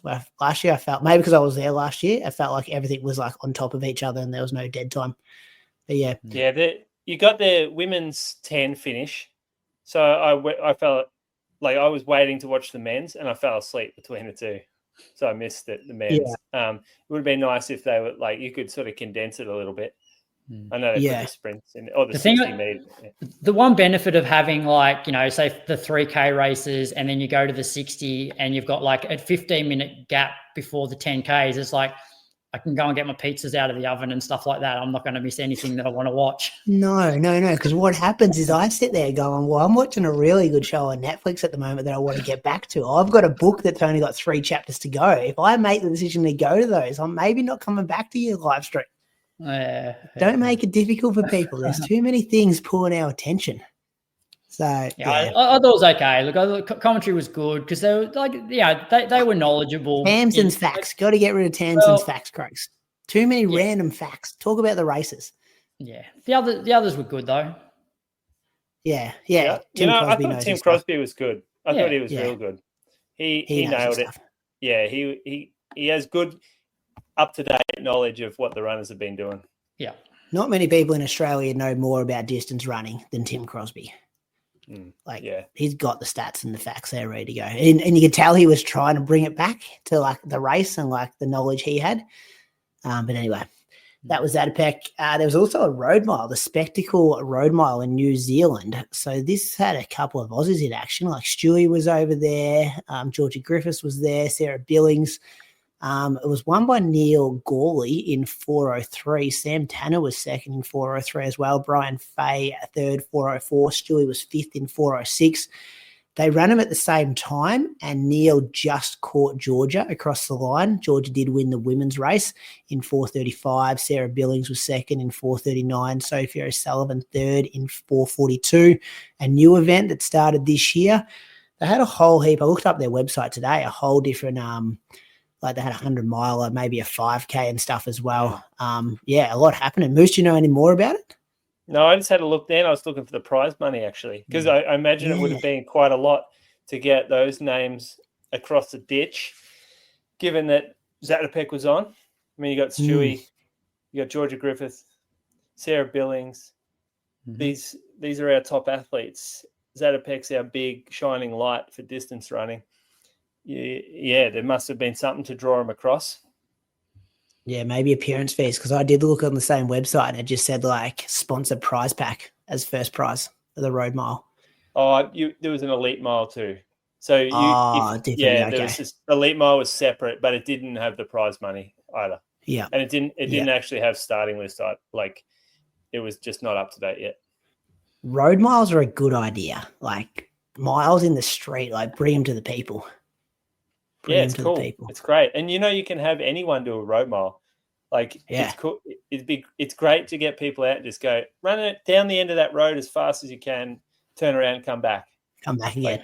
Yeah. That's good. Thoughts on Stewie sort of since the Olympics? It's like, doing the Greyhound mile.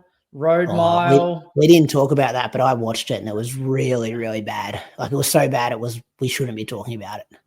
Yeah, because it was presented terribly. I think he had like a bit of a niggle, like in the lead up to that as well. So it's like, does he need to be doing this stuff now, or does he need to have like an off season, go away and just train? Yeah, he was late in this season in Europe, wasn't he? He was at a lot of races towards the end. Yeah. And it's that balance though, isn't it? Like it's your job, so you got to take these opportunities and make money, but it's also, do you see Ollie Hoare or Jakob but there were some good guys in this race doing this. So it's a balancing act there. These results brought to you by Axel Coffee Boys. From the 15th to 18th of December, Axel is offering free express shipping for all online orders. Listen to question, Croaks. Help us with this one. Yeah, so the question is, how should you adjust your training when it's hot and humid? Obviously, the pace of your runs will get slower, but should you also reduce your weekly mileage? So, is 100 kilometres in summer worth 120 kilometres in winter? What about having more recovery between reps or shorten your tempo runs?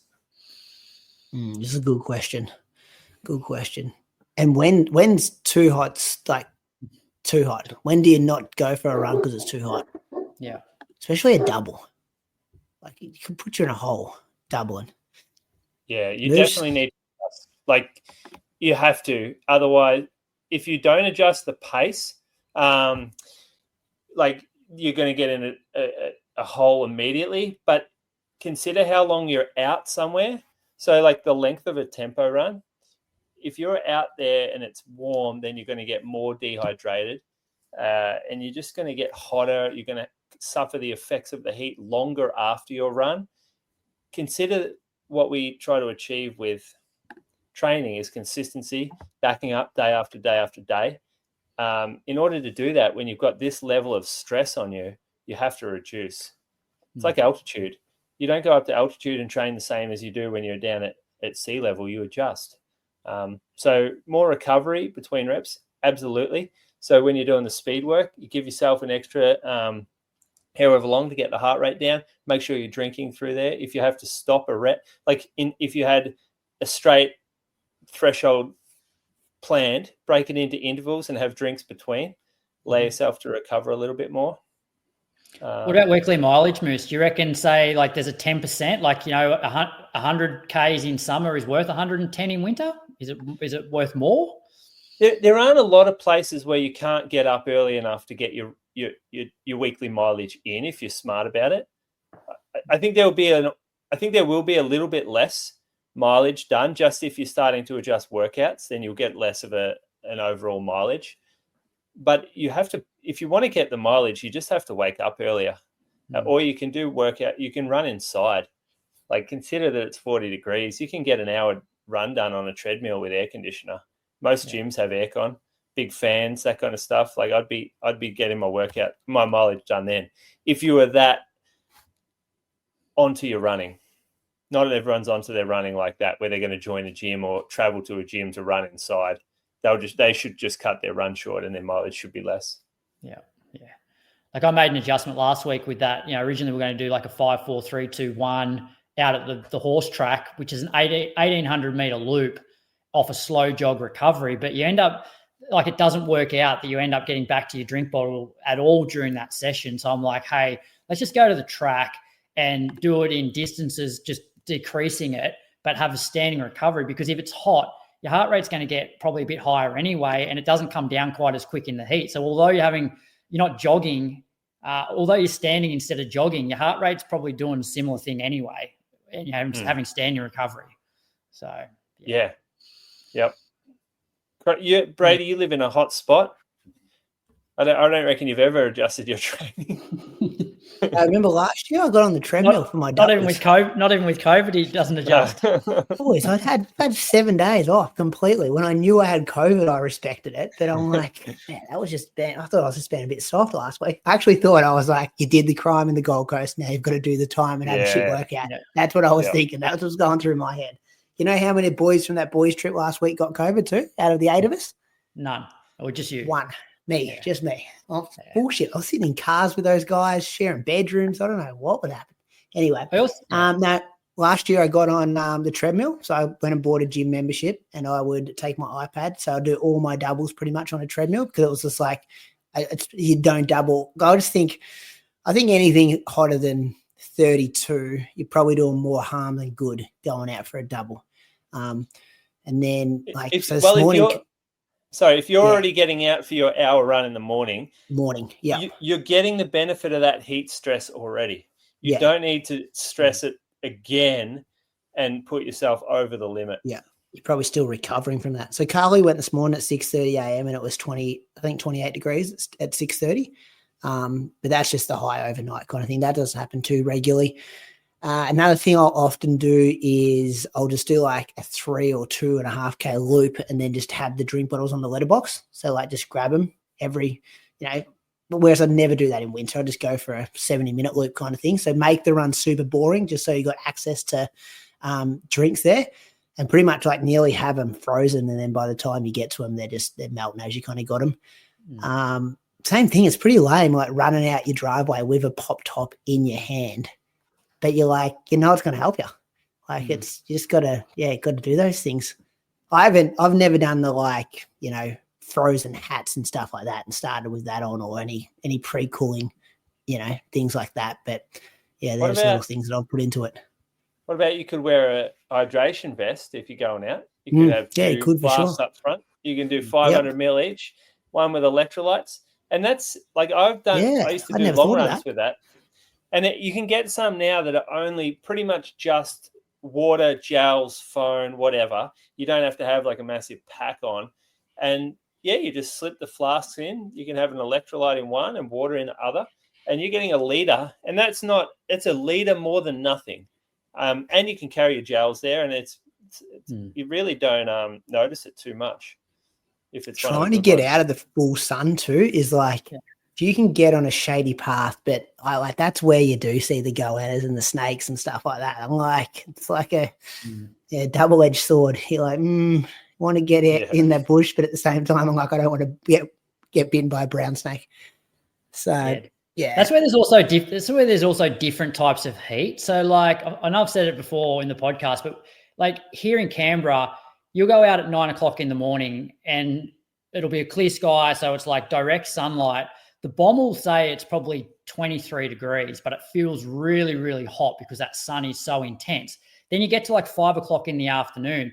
It says it's 32, but the humidity's dropped by that stage. You've got a bit of a heat haze and you go out and run. And although it says it's 32, it's actually more comfortable than it was at 24 in the morning with the direct sunlight. So I think it's more about, you can run in the hot weather when it's a bit drier, but also being diligent after your run. So it's like, as soon as I come home after I've had a hot run, it's like, have an electrolyte. Or if I'm doing treadmill sessions and it's hot, I'll have electrolyte in between the reps to help my session. So basically just being professional, even though we're not professionals, having a professional mindset. Mindset of it, yeah. That was good, Croaks. I enjoyed that. Sorry to all our UK listeners, Northern Hemisphere listeners who are running through 2 degrees at the moment, but that's what we're dealing with in Australia at the moment. Any whispers, boys? You got anything for me? Anything across your desk? Pretty quiet on the whispers front here. Trying to think what I got. Nothing's come into our inbox, has there? Croaks, you kind of smiling at me. You got something? No, I don't have anything. Got nothing. Okay. Croaks has ended Valencia. Nothing in Sydney, Moose. Didn't get anything for me. I'm trying to think, actually. I'm trying to anything work out. Happening in the shoe world? Shoe world? Well, the Super Blast dropped last week. That was fun. That's not a whisper, though. That's an official shoe launch. That was. What about people starting to DM me about Jordan? Oh, yeah. So that mystery shoe, a lot of people wrote in. It actually come out, hasn't it? Yeah. Pretty cheap too. Kramer's was looking at buying it. I just started running in it. It's fucking amazing. Like, isn't it? It's the best shoe of 2024. So so back up a bit, because a few weeks ago when Brady and I were talking about it, and like at that point we couldn't really say what it was. It was the mystery shoe, and you're like, oh, there's a lot of stuff I want to say about this. What were you referring to there? Well, it's a new foam, so it's from Mizuno. It's a new foam that they've got. They haven't used it in any shoe yet. Oh, maybe it was in their race shoe. But maybe not, actually. I don't know. But it's actually a plateless training shoe. I don't love the upper on it still. I reckon they could do a better upper. Like they could do a better heel cup, use a mesh instead of a knit. But underfoot, like this is one of the most incredible bouncy feels I've ever had. It's a shallower channel through the center line of the shoe, which means it's way more stable feeling. It's still not that stable because of how soft it is, but it just starts to offer something without a plate that it's not as aggressive feeling, like in terms of the rocker. It's just got a foam that it's one of the best foams I've ever jogged in. Do you agree though, Moose, that if Mizuno can get their uppers right and use that foam in some sort of super shoe that's maybe not quite as, I guess, niche as what they have now, they could be like the best in the world? That foam is up there. If they could package that foam up, I don't always look at the super shoe as being where a brand has its success. I look at what it can do for daily runs or the everyday athlete.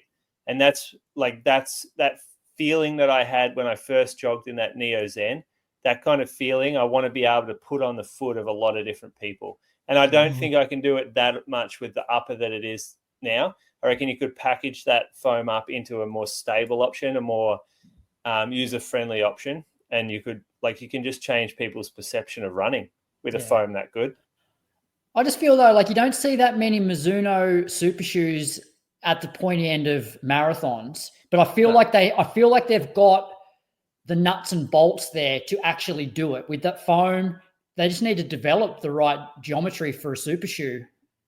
There's one coming. So they're bringing one out, and it's going to be, takes the same type of concept, but in a much more democratic way. So it's not as like I don't know. Mizuno are quite tight with what we're allowed to say about their product, but what you're talking about is coming. I'll just leave it at that. Yeah. Very good. Yeah, good. What was it called again? Neo Vista. No. Neo Zen. Then the other one was Neo Vista, wasn't it? Yeah. Yeah, good shoe. Like $250 or something, wasn't it, Moose? Good. 260, 250. It's cheap. It's $260. It's unbelievable. That's what I said to Crammers. Yeah, he wanted to buy a pair. Like, that's the one. Get that. Yeah. I thought it would have been $350. Yeah. No, I know. That's what that's what I thought too. I'm impressed with it. Yeah. Moose on the loose. Got something? Oh, like a little bit, not too much. We're in like some crowded areas on the weekend, and I'm talking pretty crowded, like Sydney. It's a very populated area, and it was like a Saturday. Nightclubs. No, like sidewalks, kind of shopping areas, malls, like like public transport. No, we were down in Bondi Junction, which is like a city. But the amount of people charging through running, like charging through the crowds, like and not slowing down or anything, and they'll whip around a corner, and there's like 5,000 people just in this one little tiny block, and they just roll through. I just started thinking, fuck, just give that up. Let's just walk through here, guys. You don't need to be running through here. Let's just take an interval, like take a rest interval. Walk through the crowd, jog again when you're in the quiet street. It's I don't. They were gym goers, like big stacked units, big ripped dudes, shirts off, sweating good. Like I was admiring their fitness.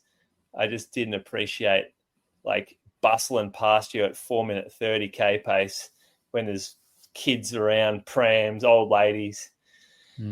Just reckon you get out on the quiet roads for that run. It's pretty easy to avoid it. This is what I would hate that. Bike parts. Get off the bike parts. No, I just think e-bikes and e-scooters, the same thing. Like I'm walking my baby in a pram, and I don't want some kid coming past going 35k an hour on an e-bike on the footpath. Yeah, that's fair too. Get on the road. That's what you're going to be doing with your new e-bike. Not on the footpath. Get on the road. Yeah, I thought you yeah, I get it. I thought you meant same aspect. Hey, let's make footpath and bike paths safe. Bike paths, you're allowed to have an e-bike on a bike path. Don't come at me with that. But you can't have a bike on a footpath. Yeah, unless you're a real little kid. Unless you're under 5. Oh, you take your kids on there, do you? Yeah, my kids are still right on the footpath. When are they going to learn? If Hudson's with just me, he'll be on the road. If I'm on a bike as well, he'll go on the road. All right. How would you go, Brady, running through like a crowded, like built up area, like where you got shops and pedestrians and stuff like that? Like I would hate it. I would run on the treadmill every single day rather than do that. Yeah. Like having to weave in and out of people. Actually, occasionally you do it. Yeah. Occasionally you do it when you're on holidays or something and you've got to get from your hotel to a park or something like that. But I'll often just walk those 2 blocks to the park and then start the jog. Yeah. I sometimes see Ed Goddard's like Instagram stories and he's there like hammering through and you've got like, he's run like basically got shops and he's just, he's just doing it just for Instagram though, isn't he? He's not actually doing workout through there. I don't know. I do not know, but I'm like, that is a really weird place to be running that quick. It looks good though on his Instagram. No, that's good. I enjoyed that, Moose. What's coming up, Croaks, between now and next week? When's Christmas? Now we'll have one more show before Christmas. Then we've got an end of the year award show, boys. We have to. So we're going to do that next week, or we're going to do it the week after, which will still be before the new year. Because we'll have the 22nd, which will be the Monday. Well, no, it's 23rd. 23rd will be the Monday. And then the 30th. Yeah. So we'll do end the awards on the 30th. Yeah, because something big could happen at the Roo run. You never know. Oh, remember that year Stewie ran like a 3:52 mile or something on December 29th? Yeah, remember that? Well, it's still the I was looking up the records today. It's still the Australian all-comers mile record. Yeah. You got to keep it open until the end of the year. Listeners as well will have some stuff that you can vote on this year as well. Listener Choice Awards. Who you got for next year?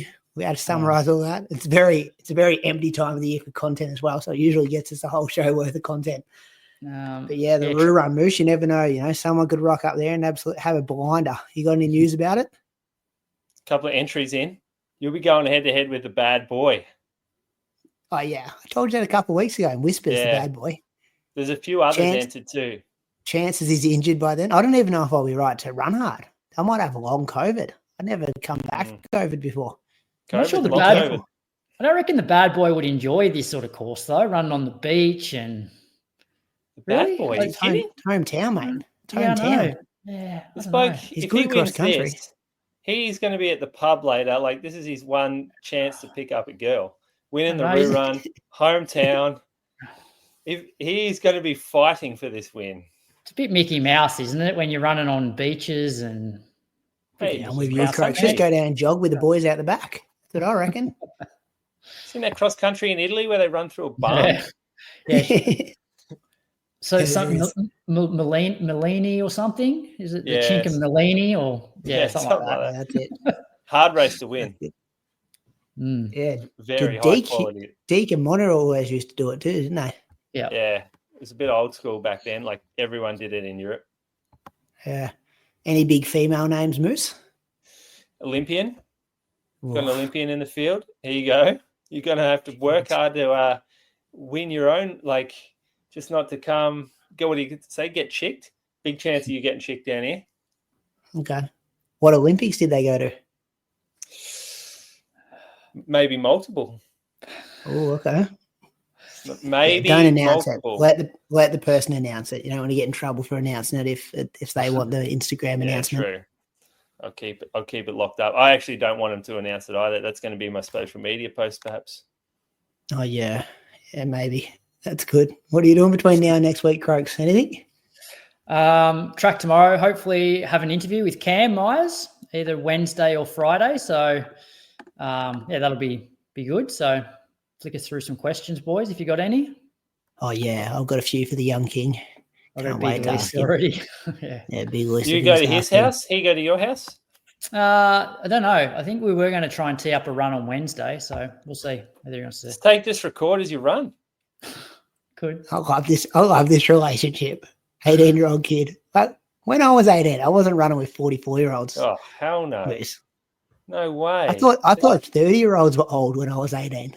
I was though. Like I remember when I was the local running club down in Ulladulla, when I would go home and because I just started running when I was 18, all the guys in the local, because no one young ran in Ulladulla. So when I went home, it was always the older guys like my dad's age. They were the running club. And so I used to always run with people that age.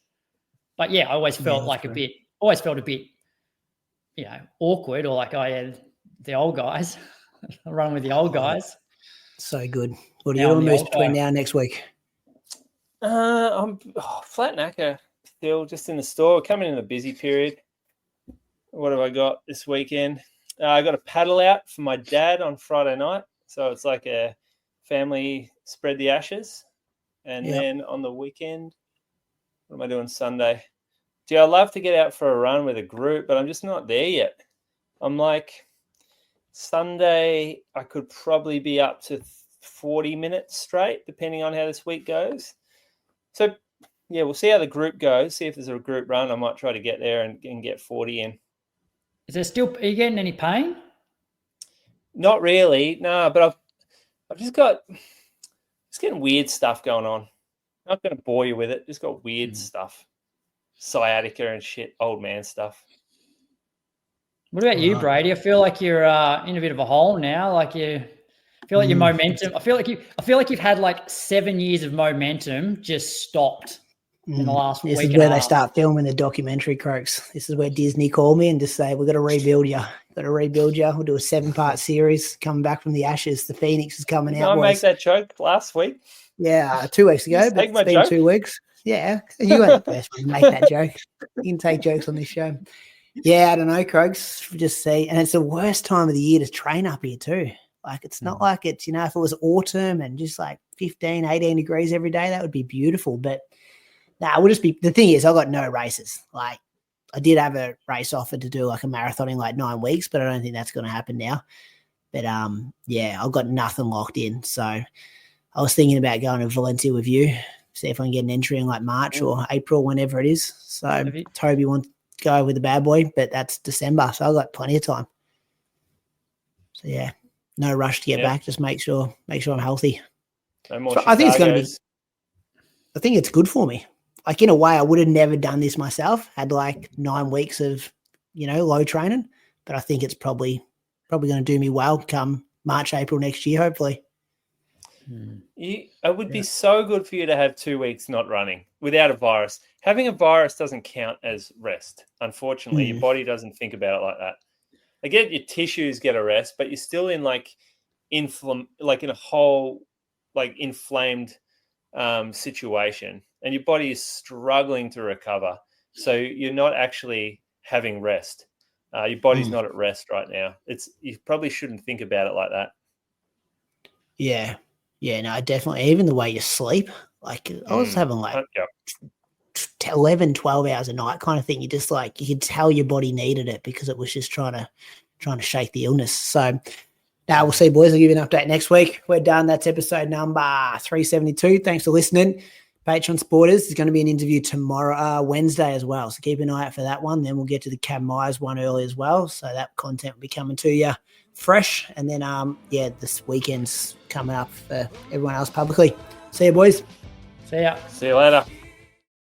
Set your new PB at the ASICS Gold Coast Marathon. Make sure you grab your entry before they sell out.